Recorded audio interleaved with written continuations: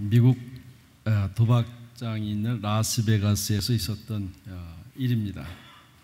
한 텍사스의 젊은 청년 부호가 이런 선언을 했습니다. 내가 단판에 100만 불을 내고 승부를 걸겠다. 이것에 관심 있는 많은 사람들이 모였고 뉴스거리가 됐습니다. 많은 사람이 지켜보는 가운데 단판에 승부를 냈습니다. 결국 돈을 다 잃었습니다. 그래서 이 청년 부호는 그 충격으로 자살을 했습니다. 단판에 100만 불을 다 잃고 자살했다고 하는 그것으로 인해서 뉴스거리가 되지 않았습니다. 그 후에 발견된 유서의 내용은 이렇습니다. 내가 믿어서는 안 되는데, 내가 믿어서는 안 되는데. 저도 라스베가스 가서 도박을 한 경험이 있습니다. 가이드가 신신당부를 합니다. 꼭 20불어치만 하십시오. 절대로 돈 딴다는 생각하지 말고 그저 20불 가지고 즐기시면 됩니다.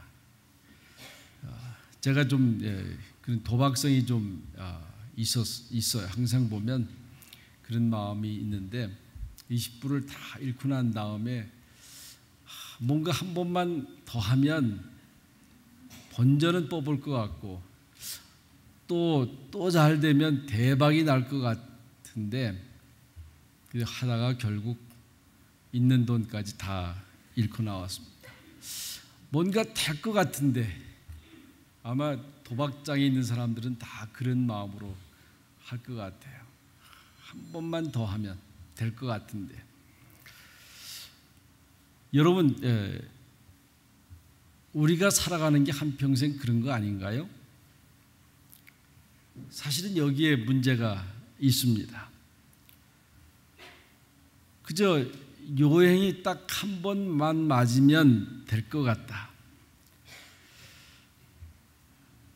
근데 때로는 안 될 거라고 하는 것을 알면서도 또 그렇게 생각을 하고 그 일평생의 인생을 그러한 승부를 걸고 살아가는 분들이 사실은 많습니다. 어떻게 보면 우리 예수 믿는 사람들도 그저 근거가 없이 잘 될 겁니다.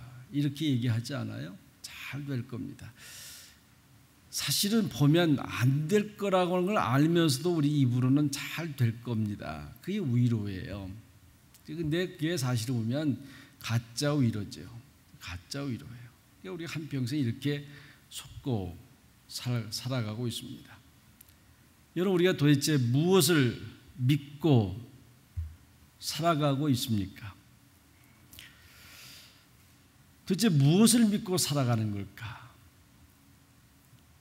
요행이 잘 맞아 떨어지면 성공할 거라고 하는 그것을 믿고 살아가고 있는 것이 아닙니까? 미국의 한 종교 연구소에서 성숙한 신앙인이라고 하는 것을 발표한 적이 있습니다. 예수 믿는 사람이란 어떤 사람인가? 성숙한 신앙을 가진 사람은 어떤 사람인가? 그래서 쭉 조사를 해서 8가지의 기준을 만들어서 발표를 했습니다. 첫째는 하나님의 구원의 은혜를 확실하게 믿고 살아가는 사람들.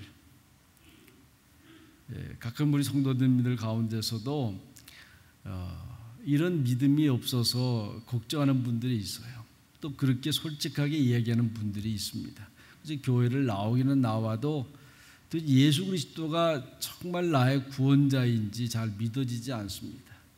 그저 언젠가는 잘 믿어지기를 바라서 이렇게 나와서 예배하지만은 늘 그것이 의심스럽습니다. 그렇잖아요. 그러니까 성숙한 교인의 첫 번째 지표는 하나님의 구원의 은혜를 확실하게 믿는 거예요. 확실하게 믿는 것. 두 번째는 예수께서 항상 나와 함께 하시다. 그래서 그저 풍파가 몰아쳐도 마음은 편안하다. 마음은 편안하다. 그리고 되어지는 모든 일이 하나님의 섭리 가운데 되어지는 일이기에 감사하는 사람. 감사하는 사람. 이게 주변하고 상관없는 거예요. 자연 환경하고 상관없이 그래서 하나님이 함께 하신다. 우리 잘 아는 시편 23편 얼마나 귀한 거예요. 여호와는 나의 목자시 내가 부족함이 없으리로다. 항상 이 고백 속에서 살아가는 사람. 세 번째는 가정과 직장과 사회에서 믿음과 생활이 밀접하게 결합되어 있는 사람. 결합되어 있는 사람. 이게 교회에서 그래서 뭐 때로 그런 일 많이 따르잖아요. 우리 아버지가 교회에서만 같아봐라. 교회에서만. 이게 교회에서는 정말 믿음이 귀한 분 같고 믿음 생활 잘하는 것 같은데 집이만 오면 이거는 이상하게 바뀌는 거예요. 이게 성숙한 신앙이라는 건 교회와 가정과 직장이 밀접하게 관계된 사람. 얼마 전에 한국에서 어느 회사 회장님이 신문에 나왔어요. 성폭행하고 또 폭력을 행사하고 그래서 구속되지 않았어요. 참다 못해서 고발을 직원이 했는데 그 교회 목사님이 하는 얘기가 나왔어요. 그게 뭐냐면 저 양 집사님은 교회에서는 충성되고 착한 사람이고 또 봉사도 많이 하고 그런 사람인데 이게 목사님도 모르는 거예요. 그저 교회에서 그렇게 잘하니까 회사를 운영하면서도 잘 하겠거니 했는데 회사에서는 이게 개차반이요. 그저 가진 돈과 권력으로 인해서 직원들을 그렇게 못 살게 들고 핍박을 하고 폭력을 행사하고 그랬던 거 아니에요? 네. 여러분 우리가 한번 우리 자신을 한번 생각해 볼 수 있어야 돼요. 나는 어떤 사람인가? 그러니까 정말 교회와 직장과 가정에서 그것이 밀접하게 연관돼서 살아가고 있는가? 그걸 성숙도에 아주 얘기를 하고 있습니다. 그 다음에 네 번째는 기도와 성경 공부와 예배에 참여하면서 영적 성장을 이루도록 노력하는 사람. 그러니까 우리가 이 영적 신앙도 노력하지 않으면 절대로 성장할 수가 없습니다.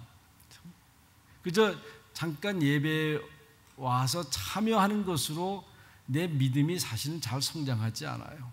어떻게 해서라도 성경 공부도 하고 기도도 하고 그래서 영적 성장을 위해서 계속해서 애쓰지 않으면 안 되는 거예요. 그저 내가 그냥 와서 있으면 당연히 성장하겠지 그렇지 않아요. 영적이라고 성장은요. 그렇게 노력하는 사람. 그 다음에 여섯 번째는 인종과 성별과 계급을 초월해서 이웃의 복지, 행복을 위해서 책임의식을 가지는 사람. 그러니까 사람에 대해서 책임의식을 가진다고 하는 거예요. 그러니까 어떤 사람이 병들었으면 사실은 어떻게 보면 나하고 상관이 없을 수도 있어요. 그렇지만 내가 좀 더 기도해 줬으면 내가 좀 더 잘해줬으면 저분이 건강하게 살아갈 수 있을 건데 또 가난한 사람을 보면서 그 가난함의 책임의식을 같이 느끼는 거예요. 같이 느끼는 거. 여러분 우리가 지금 좋은 옷을 입고 좋은 음식을 먹고 있지 않습니까? 근데 저도 항상 그런 생각을 해요.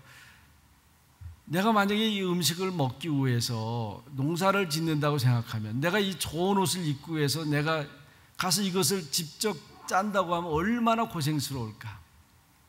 그런데 여러분 지금 우리가 입는 옷, 우리가 먹는 음식 많은 부분들이 어디서 옵니까? 되게 제3세계에서 와요. 제3세계 사람들이 농사를 짓고 또 옷을 짜고 그러는데 한번 그런 생각 해봤어요. 그들의 가난함이 내 책임일 수 있다. 저는 소말리아 가서 늘 그 마음이 아픈 마음이 있어요. 소말리아 족장이 하는 말이 자동차 한 대 갖다 놓고 바나나 한 배 실어 갑니다. 물론 확대해서 비유해서 말씀한 거지만 그렇다는 거예요. 우리가 사실은 그렇게 자동차가 필요하지 않은데 자동차 필요하다라고 만들어 놓고 그 다음에 우리가 먹을 양식을 실어 간다는 거예요. 그래서 우리는 지금 부족 간의 전쟁이 나고 이렇게 혼란스럽습니다. 그 책임이 다 서방 사람들이 책임이 아니지만은 그러나 그들이 하는 말의 의미는 우리가 이해할 수 있어야 되는 거죠. 그들의 가난함이 우리한테도 있다. 그런 책임 의식을 느끼며 살아가는 것이 바로 기독교인이라는 거예요. 우리가 뭐 멀리서 안 봐도 우리 길거리에 홈리스 피플도 마찬가지라고 생각해요. 그들의 그 책임이 꼭 그들에게만 있는 거냐? 그렇지 않다는 거예요. 우리에게도 있다는 것을 가지고 사는 것이 성숙한 그리스도인이다, 그렇게 말하고 있습니다. 그 다음에 7번째는 다른 사람을 섬기는 것을 삶의 목적으로 삼고 사는 사람이 성숙한 사람이다. 예수님도 우리에게 말씀하잖아요. 내가 섬김을 받으려 온 것이 아니라 섬기려 왔다. 예수님께서 그렇게 말씀하신 거예요. 그러니까 예수를 믿는 사람들, 예수님을 주인으로 왕으로 그렇게 섬기는 사람들의 삶의 궁극적인 목표는 섬김의 삶이에요. 그러니까 우리 여러분 예수 믿는 사람들은 아예 그렇게 아예 생각하고 살아가요. 그냥 섬기면서 살아가는 사람.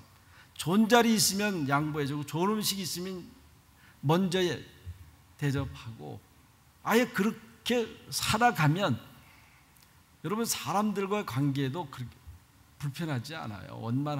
다 원만하게 살 수 있어요. 세상이 복잡한 것 같지만 어찌보면 사는 건 단순해질 수 있어요. 왜냐하면 내가 그냥 섬기면서 산다라고 그렇게 아예 작정하고 살면 세상이 그렇게 복잡하지 않고 사람 관계가 복잡하지 않아요. 다 왜 복잡해? 대접을 받으려고 하기 때문에 그런 거예요. 섬김을 받으려고 하기 때문에, 인정받으려고 하기 때문에 복잡한 거죠. 우리 여러분, 우리 한인장로 교인들은 나는 아예 남은 생애를 섬기면서 살겠다. 그렇게 딱 하고 사세요. 그러면 세상 사는 게 편해요. 단순합니다. 그래서 이런 사람들이 성숙한 사람이다. 그리고 마지막 8번째는 사회 정의를 사명으로 느끼고 노력하는 사람들. 그렇죠? 사회 정의. 이게 우리는 구조적 악이라고 그래요. 구조적 악. 이 구조적 악 속에 들어가 있으면 내가 아무리 선하게 바르게 살고를 원해도 그 구조 속에 들어가면 나도 어쩔 수 없이 악하게 살아갈 수밖에 없어요. 뭐 나라마다 다 비슷하지만 그냥 우리가 한국 사람이기 때문에 한국 사회를 잘 알잖아요. 한국 사회에서 정직하게 바르게 살려고 해도 구조적으로 안 되게 돼 있는 사회가 그 사회 아니에요. 저도 한국 뉴스를 아주 많이 보는 편이에요. 요새 장관들 장관시킨다고 청문회 하잖아요. 얼마나 영광스러운 자리예요. 그런데 무슨 그게 이제 물론 신상털기라고 그러지만은 흠집이 없는 사람이 없어요. 뭐 조그만 먼지 같은 거야 누구나 다 있을 수 있지만 지도자들이 된 사람들이 그죠? 앞에서는 정책적으로 아니라고 하면서 다 뒤에서는 그 짓 하고 있잖아요. 그러니까 그 속에서 살아가는 서민들의 삶은 어떻겠어요? 저도 가끔씩 그래요. 내가 돈만 있었으면, 내가 권력만 있었으면 나도 그렇게 했을 거라고. 그죠? 저는 그냥 농촌의 농민의 아들로 태어나서 돈이 없었으니까 그 못했지요. 그러니까 구조적으로 그런 거예요. 구조적으로. 그래서 그것을 위해서 살아가는 사람들이 있어요. 그것을 위해서. 사회 정의, 구조적인 악을 위해서 살아가는 사람들. 그렇게 살아가는 사람들이 성숙한 그리스도인이다. 그래서 여러분들이 아무리 그것이 내 앞에 이익을 준다고 하더라도 적어도 그것이 선이 아니면 거부할 수 있는 용기가 있어야 돼요. 잠시 받는 그 활락 때문에, 유익 때문에 내가 그것을 타협한다고 그러면 그는 성숙한 그리스도인이 아니다라고 말하고 있습니다. 여러분이 8가지를 한번 쫙 이렇게 보면서 나는 어느 수준까지 왔다. 그것이 신앙의 성숙도를 측정하는 거예요. 죄송하지만 뭐 기도 많이 하고 성경 말씀 많이 읽고 하더라도 이런 기준에 부합이 안 되면 내 신앙의 성숙도는 아직도 어린아이입니다. 믿음이라고 하는 게 여러분 뭡니까? 믿음이라고 하는 것. 믿음이라고 하는 사실을 사실대로 믿는 거예요. 진리를 진리대로 믿는 것. 그래서 우리는 객관적 진리가 66권 성경이에요. 하나님께서 예수 그리스도를 통해서 선지자들을 통해서 주신 이 66권은 사실이고 진리입니다.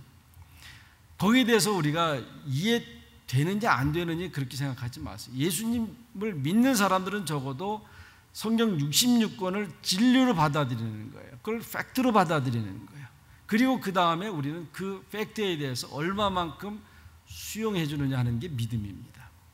그걸 다 받아들이는 사람들은 믿음이 큰 사람들이고, 그걸 안 받아들이는 사람들은 믿음이 없는 사람들이고, 왔다 갔다 하는 사람들은 희미한 거 그런 거예요.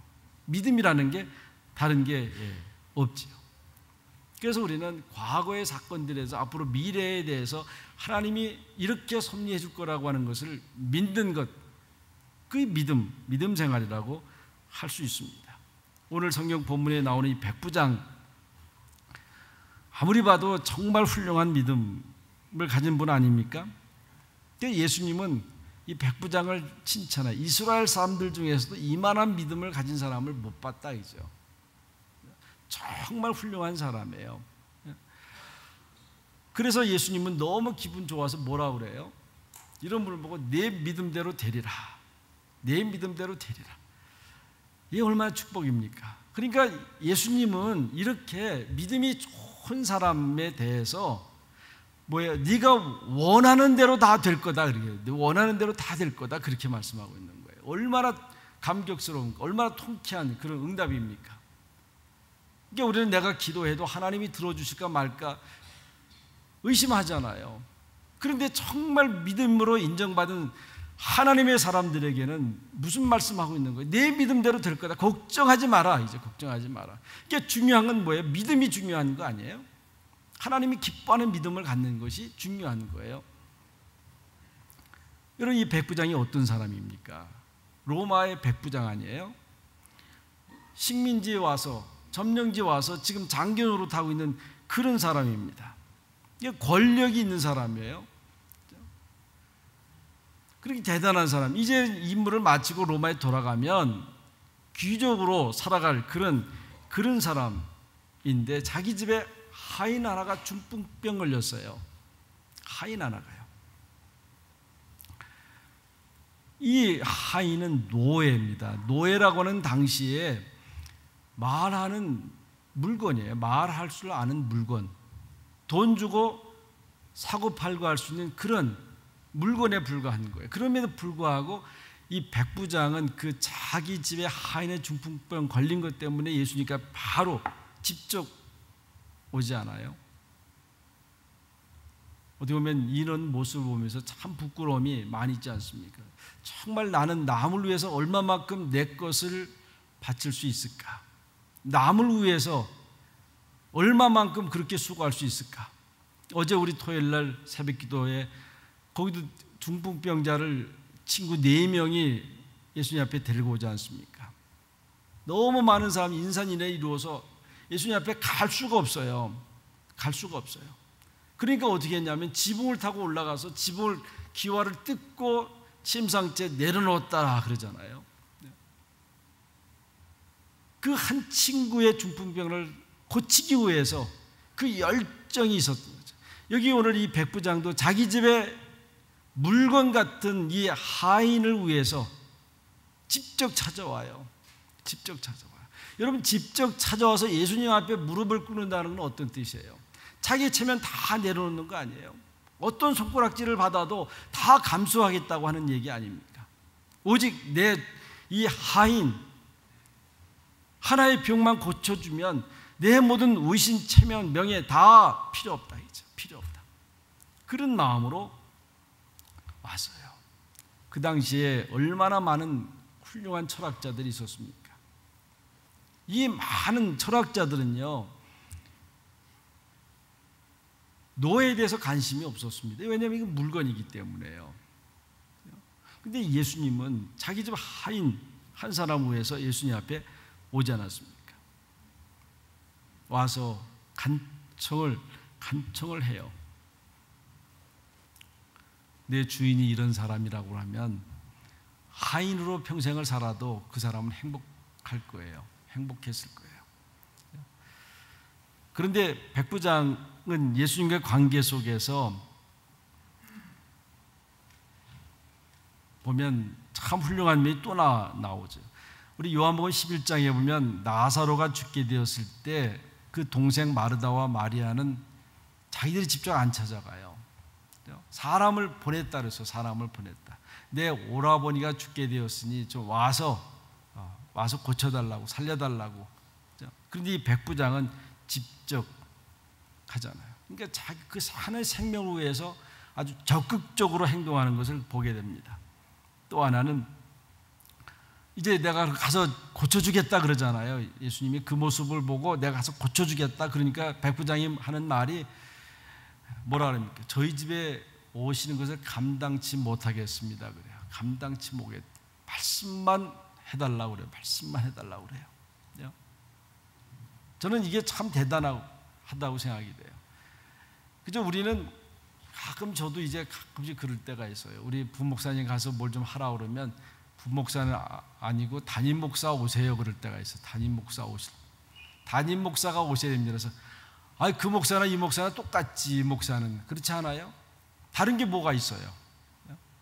그런 거 아니에요. 정말 내가 하나님을 믿으면 내게 필요한 사람이 담임 목사가 됐든 부목사가 됐든 전도사가 됐든 아니면 장로님이 됐든 상관이 없어요. 하나님을 믿으면요. 이게 하나님의 능력을 믿는 거죠. 목사의 능력을 믿는 게 아니에요. 여러분 어떤 경우라도 목사는 우상화시키면 안 되는 거예요. 그냥 사람이지요. 사람입니다. 그러니까 이 집 백부장은 그런 거예요. 저희 집에 오심을 감당치 못하겠습니다. 그냥 말씀만 해달라고 그래요. 또 하나는 이 말씀 속에 깊은 의미가 있습니다. 그 전에 어떤 일이 있었냐면 예수님이 세리집에 가서 밥을 먹었잖아요. 세리집에 가서 밥을 먹었어요. 그랬더니 온통 사람들이 어떻게 죄인의 집에 가서 밥을 먹느냐 막 비난한 거 아니에요. 어떻게 예수님이 죄인의 집에 가서 밥을 먹느냐고. 그런데 만약에 이방인의 집에 가봐요. 더구나 이방인 집에 얼마나 곤욕을 치르겠어요. 그러니까 이 백부장은 그런 생각했던 것 같아요. 그러니까 우리 집에 안 오셔도 됩니다. 그냥 말씀만 해주세요. 만약에 우리 집에 와서 그러면 당신이 곤욕을 치를 건데, 그렇죠? 배려하는 마음이에요. 상대를 배려하는 마음. 우리 예수 그리스도에게 덕목 가운데 참 중요한 덕목이 배려예요. 그래서 여러분 그런 원칙을 하나 지키면 돼요. 상대한테 학교 어디 나왔습니까? 고향이 어디입니까? 우리한테는 그런 게 참 중요해요. 나이가 몇 살입니까? 그렇죠? 그리고 이렇게 취조하듯이 묻지 마세요. 그렇죠? 저도 참 답답한 게 많아요. 우리 성도들이 직장에서 잘 있는지 없는지 사업이 잘 되는지 안 되는지 정말 궁금해요. 근데 저는 그냥 끝까지 기다려요. 여러분이 얘기해 줄 때까지. 그리고 그냥 눈치 보면 알잖아요. 그냥 그걸 기도하고. 그런데 정말 조언이 있을 때는 물어보면 참 기쁘잖아요. 근데 우리가 어려울 때 물어보면 그런 아주 힘들게 만드는 거예요. 여러분 배려라는 게 그런 거예요. 그래서 여러분 알고 싶지만 참으세요. 그리고 혹 어려운 일이 당하면 기도하세요. 본인이 말할 때까지 기다리시면 돼요. 그래서 우리 그리스도인들에게 참 중요한 배려예요. 제가 아침에도 이렇게 오면 일찍 오는 분들 가운데 자동차를 멀리 세우고 오시는 분들이 계세요. 우리 사람 심리는 다 교회 가까운 데 세우고 싶어요. 그런데 일찍 오면서도 교회 멀리 세워요. 왜냐하면 늦게 오신 분들을 위해서 배려하는 거예요. 그럼 우리가 말하면 헤아릴 수 없이 배려할 수 있는 것들이 참 많이 있습니다. 여러분 이 자리에 앉는 것도 마찬가지예요. 참 죄송하지만 이해하고 들으세요. 이렇게 일찍 오셔서 가세 앉지 마세요. 일찍 오시면 가운데로 가세요. 그러면 나중에 온 분들이 앉기 좋잖아요. 근데 죄송하지만 어떤 분은 딱 가에 앉으셔서 옆자리 많이 비었는데도 묘지부동 제가 해봤거든요. 저도 안내를 꽤 많이 했어요. 교회에서요. 그러면 딱 요지부동하셔서 안고 싶으면 일찍 오지, 늦게 와서 나를 움직이게 했다고 막 화를 내는 분들도 계세요. 그렇죠? 그런 배려하는 마음이에요. 그렇죠? 그래서 이 백부장이 예수님을 배려하는 마음이 있었던 것을 보게 돼요. 그리고 마지막으로 참 중요한 것 하나요. 말씀이 순종하면 뭐가 돼요? 사건이 된다. 말씀을 순종하면 사건이 되는 거예요. 말씀을 순종하지 않으면 아무 능력이 없어요. 그렇죠? 여러분, 누가 나한테 뭘 시켰을 때 그것을 하면 일이 되지만 한 귀로 듣고 한 귀로 흘러버리면 그건 나하고 아무 상관이 없어요. 근데 이 백부장은 알았어요. 왜냐하면 자기가 장교였기 때문에 신하들한테 명령을 하면 어떻게 해요? 신하들은 반드시 명령을 따르게 돼 있어요. 따르면 일이 생기잖아요. 그러니까 예수님 앞에 가서 들은 거예요. 주님, 말씀만 하시면 됩니다. 그러니까 말씀만 하시면 됩니다. 그러니까 말씀과 신앙이 같이 가는 거예요. 그러니까 왜 우리가 말씀을 많이 알고도, 훈련을 많이 알고도 능력이 없는 그리스도로 살고 있는가 했죠.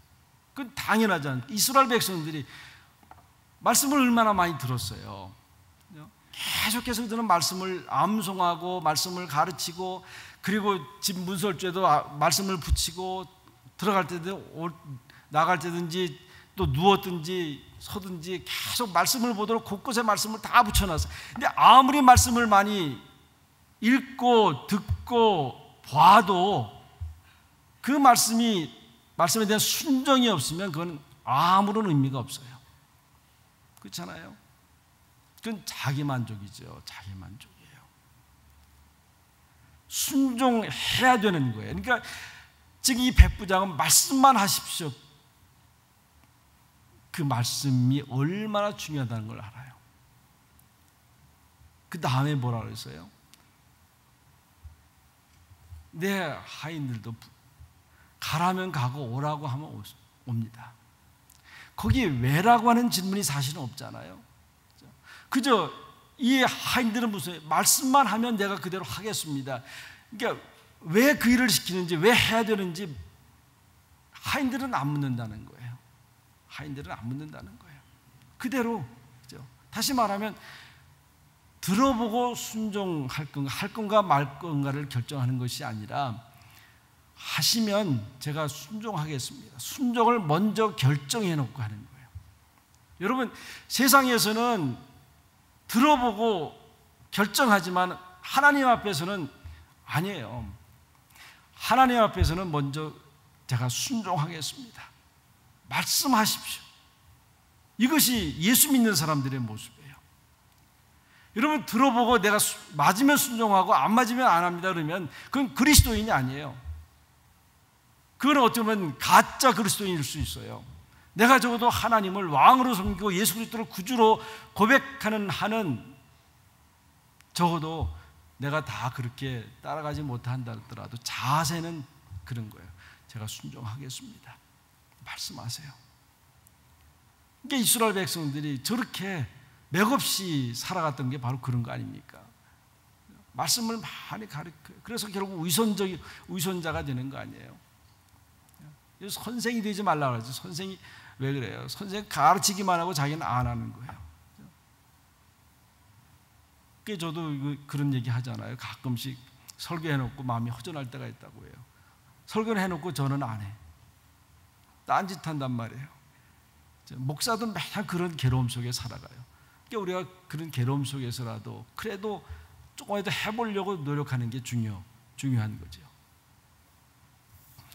이 백부장은 바로 그런 걸 말씀하십시오.